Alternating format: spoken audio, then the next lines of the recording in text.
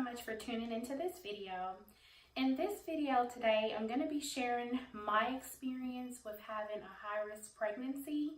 So if you want to learn more information, just stay tuned. Okay, so let me get into the video. So this is my second pregnancy. So when I was around 16 weeks, well, let me just start from the beginning. So when I first got pregnant with my second pregnancy, I was overweight prior to being pregnant, and I had high blood pressure prior to. So when I first got to my doctor's appointment, my blood pressure was extremely high, and a normal blood pressure for a person is 120/70. At the time that I went in, my blood pressure was 180/100, so it's extremely dangerous.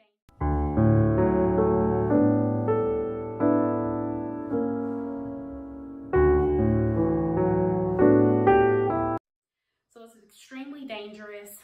Generally, when you get within that ballpark, you are pretty much at risk for being in a stroke zone. So I was just living my life, eating what I wanted to eat, and I didn't care. I could have just passed out at any moment, and you know, that could have been it. So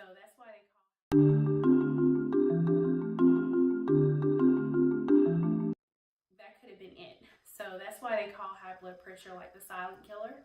So you definitely need to make sure you're taking care of yourself.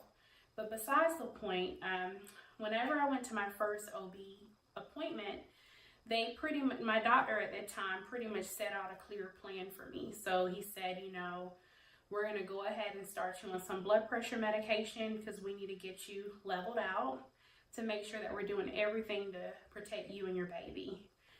So he put me on this high blood pressure medicine called labetalol, and I take that 200 milligrams twice per day. And so far, it has definitely helped me with leveling out my blood pressure.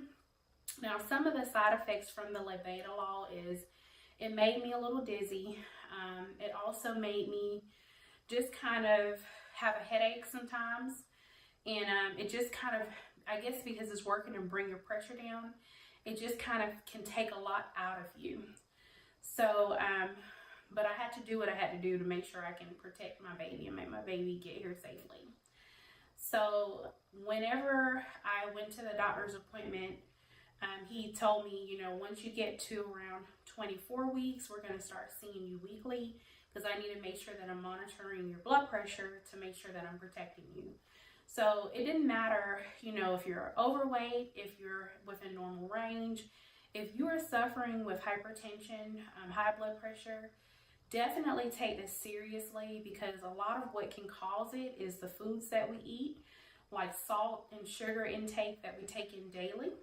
But it also is, you know, it could be genetic as well. So you definitely want to make sure when you're pregnant that you are doing everything you can to protect yourself so that you can protect your baby and have the healthiest and safest pregnancy and delivery for you and your baby. So I'm going to pause there because I want to jump into what else happened to me.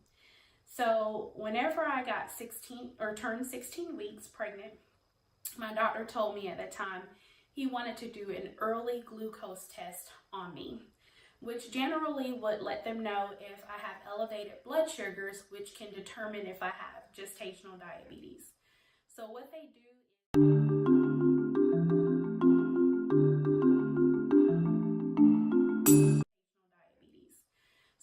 do is in this situation is they invite you to come in, and you'll come in and do a unfasted 1-hour test, meaning you can eat right on up until you take the test, and all they do is they draw your blood and you drink the liquid, and then they draw your blood again, and it'll let them look at your sugars to see if they're elevated or if they're within the normal range. So at that time, I did fail the first unfasted test. So generally, normal blood sugars for someone that's not pregnant would be anywhere between 60 to 140. So at this time, my blood sugar was at 170. So they invited me to come back in to do the 3-hour test. And by this time, you know, I was kind of feeling a little defeated, you know, but I actually had this gestational diabetes with my first pregnancy. So I kind of expected it, because a lot of the times with women, when you have it with your first pregnancy, you can definitely be at risk to have it with your second. So, and I was also overweight as already, so I knew that it was a higher chance that I could get it. So I went back about a week later to do the 3-hour test, and at that time, they gave me the blood, they drew my blood, and this time it had to be fasted. So I couldn't eat any food for 12 hours prior to the test. So imagine going to the test, they're drawing your blood, which is going to take energy out of you, and then on top of that, you have to drink an extremely sweet drink, which isn't too terrible compared to when I took it 10 years ago, because my pregnancies are 10 years apart. So 10 years ago, it was awful, but this time around, they've made it more tolerable. Long story short, within the first hour, I threw up all the liquid. So now I'm really frustrated, because I'm like, great, I have to come back and I have to go ahead and retake the 3-hour fasted test again. So I was really just to the floor, but I knew I had to do what I had to do to make sure that I can figure out a plan for me and my baby. So I went back a few days later and I did the 3-hour fasted test, and I failed. So I was diagnosed at 16 weeks with gestational diabetes.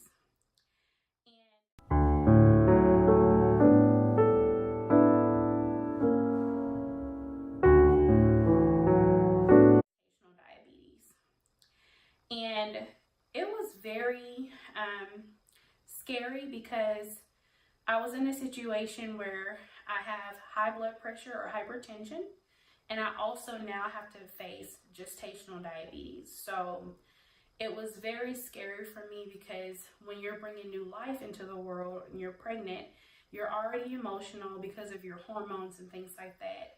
And then having to battle two major illnesses that generally can harm you and your baby, even if, you know, you're not pregnant, it can harm just anyone, was extremely scary. But I tried to stay optimistic, because I knew that I have a great doctor, and that he had a plan already set out for me. So what he did, he had already started me on the blood pressure medicine. So I was taking that, and it was leveling out my pressure. So there was no huge cause for concern with that. I did go ahead and change my diet as well once they diagnosed me again with a gestational diabetes.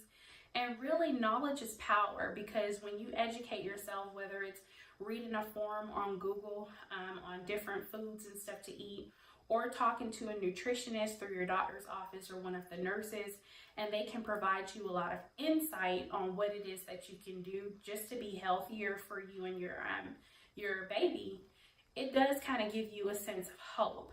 But my doctor also put me on insulin. So I am on 30 milligrams of insulin. I take it once per day. I have to take this medicine called Humulin. So it pretty much makes sure that my sugars are within a normal and safe range. That way, if they ever spike, I'm still kind of protected with that. But generally, with the foods that I've been eating a lot of vegetables and things like that. I can normally keep my sugars between 90 and 120, which is generally a safe zone for a pregnant woman that has gestational diabetes. So I want to also let y'all know that all of these opinions are completely my own. I am not a medical professional. I'm just sharing with you all what I've been going through, because there's so many women that go through this that are pregnant, and there are a lot of women that are dealing with these kinds of things that aren't pregnant and are seeking knowledge around it. So I just want to give my experience, but I am by no means a medical professional at all. So I just have to give that disclaimer for you all out there, just to let you know that I'm just trying to help out any way that I can.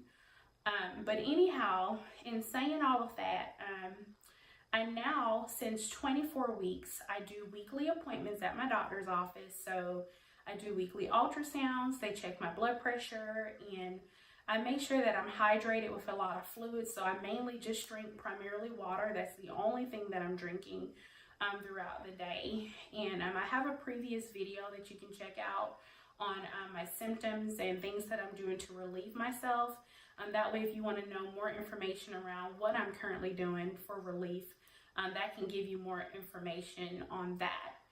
But anyhow, as I was saying, so I do that, and it gives me comfort. It gives me a peace of mind because I know that whatever happens, I'm being seen every week. So my doctor is up to date each week with my medical condition, but also with my gestational diabetes. I do chart.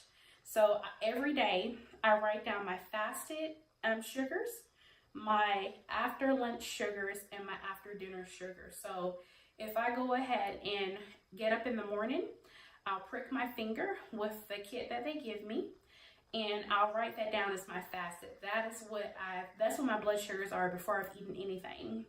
And then an hour after I eat lunch and an hour after I eat dinner, I'll prick my finger again to write down what those sugars are. And generally, it has stayed between the ranges of 90 and 120. It has spiked up to like 130, but my doctor wasn't too hugely concerned about that. So, because again, I keep them within normal range. But that's pretty much been my experience so far with the gestational diabetes. Another thing that I want to mention, some of the risk factors for it. The mother and the baby could be at risk for seizures if it goes untreated. Also, you could have a really large baby that, you know, because of their sugar intake, they can be larger than the normal baby if it goes untreated. You can also retain a lot of fluid. So you can gain a lot of weight, like water weight, from it if it's not controlled. So it's definitely a huge, huge priority if you're pregnant out there and you have gestational diabetes, to definitely consult your OBGYN just to make sure you're doing everything possible that you can to protect yourself and your baby, and definitely educate yourself. But even though I'm going through all of this, I'm still having a great experience because I'm very happy and blessed to have another baby coming here. You know, it's a lot of women that wish they could have kids, or, you know, just wish that they could become a mother. So I'm doing what I have to do to make sure that I'm protecting myself and protecting my baby. And, you know, it just lets me know that even though it turned out to be bad at first and scary at first, just following my doctor's plan for me and just being encouraged and staying in prayer and having faith about it has truly helped me feel more confident with it and given me something to look forward to. And I am very happy to say that since I have followed my doctor's plan for me, not only am I healthy, but my baby is healthy as well. So it's great news. You know, it's great news, and I'm just going to continue to just wait for my baby to get here. So I hope you all enjoyed this video. If you have any experiences that you would like to share that could be helpful to me, definitely leave a comment down below. Give this video a thumbs up if you want to know more about my gestational diabetes or my hypertension, or what I'm currently doing right now to continue maintaining. And lastly, definitely subscribe to my channel, hit the bell notification. That way you can stay up to date with me every time I post a new video. And I thank you all so much for tuning in, and I hope to see you in the next video.